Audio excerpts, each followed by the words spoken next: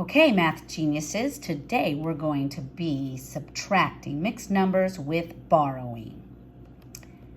Yesterday, you learned why we have to borrow with mixed numbers, and you learned how we borrow with mixed numbers. Fantastic. This is tough stuff. You guys are super fantastic. Today we're going to subtract by borrowing with mixed numbers.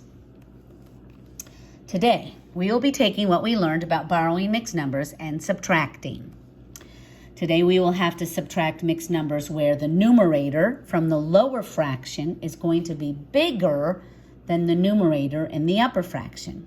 We will have to borrow. Let's review. Remember this problem from yesterday? 3 3/8 minus 2 5/8. We can't take 5 from 3, can we? So we borrowed from the whole number 3 to make our fraction big enough to subtract the 5 from the numerator. So here's how we did this. 3 3/8 looks like this. There are 3 whole bars and 3/8 of a bar. And we changed the 1 to an 8/8. Then we added 8/8 plus 3/8. And if you look at the picture, it looks like this. So now we have 2 bars left over, and then we have 11 out of 8 on the other side. And you see how that works? We have the same amount, but we just distributed them so that we no longer have 3 holes, we only have 2 holes, and we broke up one of them into 8ths so we could add it to the other 3/8 we already had. Now we can subtract. So we have 3 3/8 minus 2 5/8. We changed it to 2 11/8 minus 2 5/8. And we got 6/8, but we reduced it to 3/4. Let's try another example. So now I have 9 1/12 and 4 7/12, but I can't take 7 from 1. I have a problem. So I'm going to cross out the 9, and I'm going to take that 1 and write it as 12/12.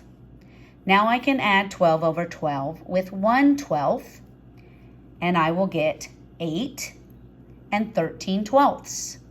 And I'm going to subtract 4 7/12 from it. When I'm done, it's 8 minus 4 is 4, and 13 minus 7 is 6/12. But I have to reduce 6/12 to 1/2. And my new answer is 4 1/2. We will do a couple more examples together. Here is the first example that I'm going to be sharing with you. Now, if you notice, if I'm going to subtract, yay, the denominators are the same. Thank you, Mrs. Stone. All the problems today, the denominators are going to be the same. So all you have to worry about is making sure that you're going to have a denominator up here that's big enough to take 3 from it, but right now it isn't.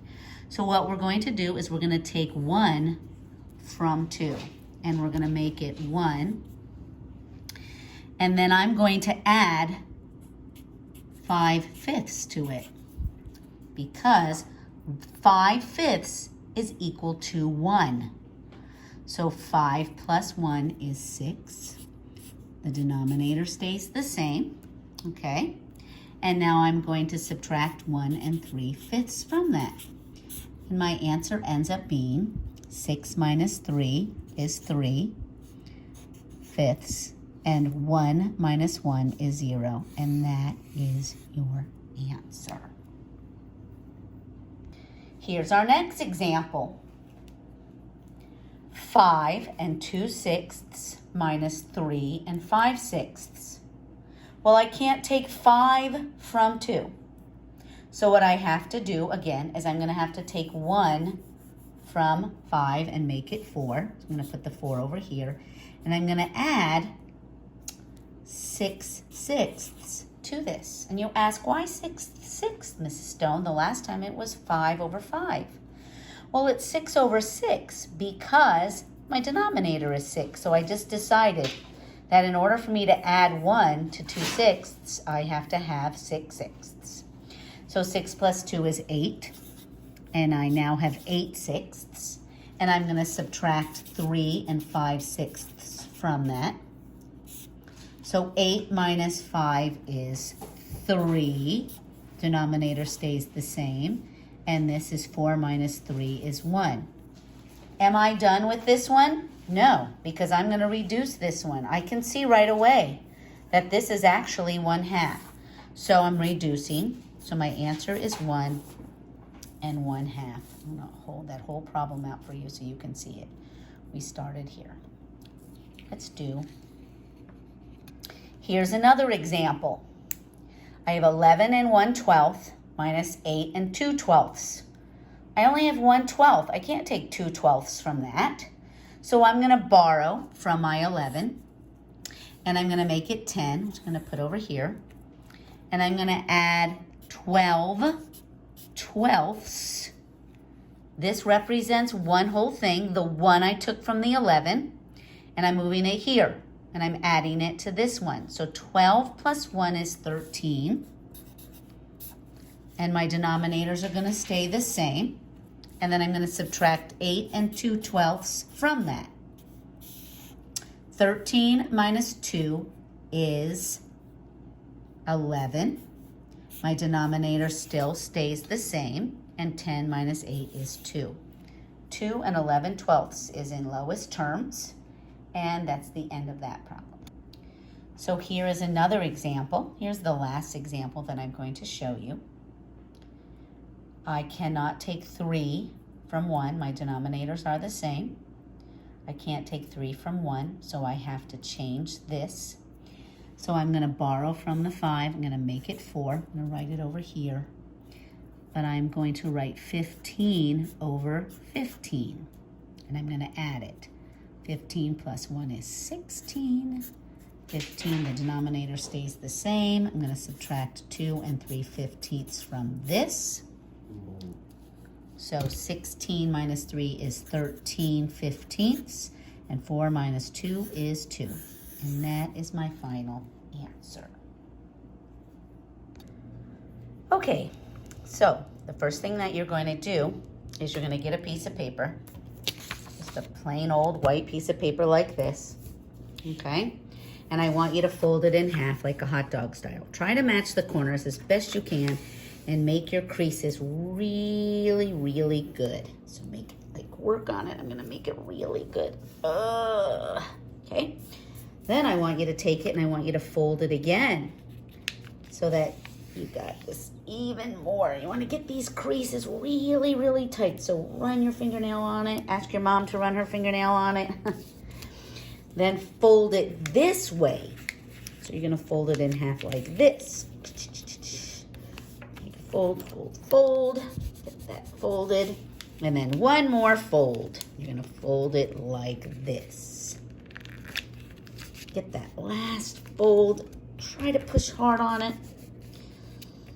Get it really, really tight. So you have a rectangle like that, okay? After you have that rectangle, I want you to unfold it again. And it's gonna look like this. So now you have squares to do your math in. And I want you to work on it. So it's like this. You're gonna write your name at the top. And then your secret word, which I'm not gonna tell you because you have to wait. Secret word, right there. Then I want you, on these squares going down this side, I want you to write 1, really big, 2, 3, 4, turn it over, 5, 6, 7, and 8, because you're going to have 8 problems today. Now, your homework assignment looks like this on Google Classroom. You are not going to be able to work on this document on Google Classroom. You are going to work on this paper. Your answers are going to go here. So, you're going to start off, and you're going to see number 1, and you're going to copy it. So, you're going to copy 12 and 5/9 minus 5 and 7/9. And then here, in this next box over, I want you just to convert this fraction to the new fraction the way we borrowed yesterday. Then I want you to rewrite it with your answer. Well, no, actually, just write the new fraction and then move the other fraction down next to it. Subtract and write your answer over here. So your answers are going to be in these boxes over here. The reason I'm having you do this is because I want to see your work. I want to see how you're doing it. I want to make sure you're doing it correctly. And when you're done, you will have your whole paper filled out. So you would go like 7 2/8 minus 3/8. You change 7 2/8 to borrow. You would move 3/8 over here, find the answer, and you'd put the answer in this box. So you're going to do that for all of the problems. Then when you're done, I want you to take a picture of it and send it to me so I can see your work.